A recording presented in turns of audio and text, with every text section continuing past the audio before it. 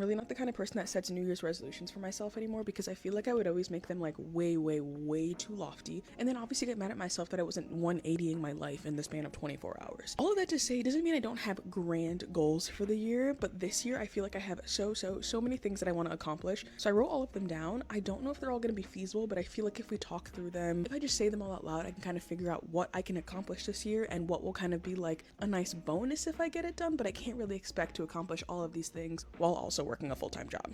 You know? Thing number one that I want to do in 2026 is to do 75 hard again. I have this grand idea that I'm gonna start it tomorrow on January 1st.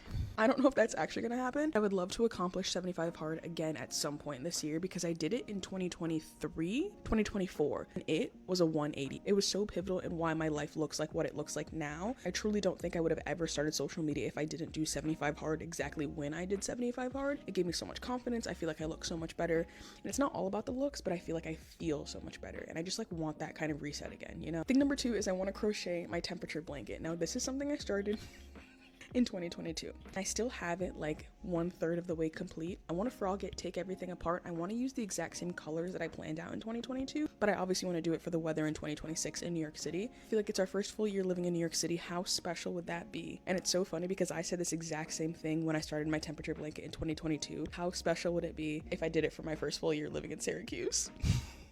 And I never finished it. Number three, journaling.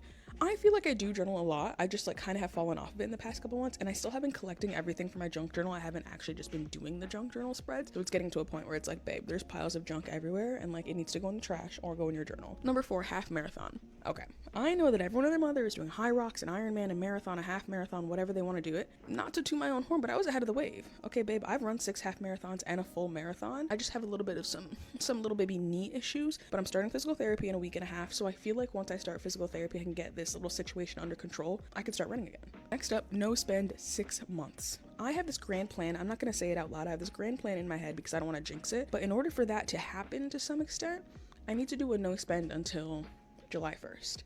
Is that feasible? I don't know. I always do no spend January, and I could talk about that in another video, but no spend January always is like such a good reset for the new year. I'm like, babe, if I could do no spend 6 months, imagine how much money I could save. The next two things are the lofty things that like, they're lofty in the way that like I would love to do everything in my power to accomplish them. I do have to remember that I also work a full-time job, have hobbies, part-time content creator, part-time small business owner. Like I have so many other things going on in my life. My fuck-ass full-time job, it's devoting a lot of time to that. So it's like, I would love to accomplish these, but if I don't have the time to do it, I don't want to be mad at myself. But I don't want that to jinx me from not actually trying it. Thing number one out of the two lofty things, become a fitness instructor. I have had this dream for years and years and years, and I think it's really come to fruition within the past year.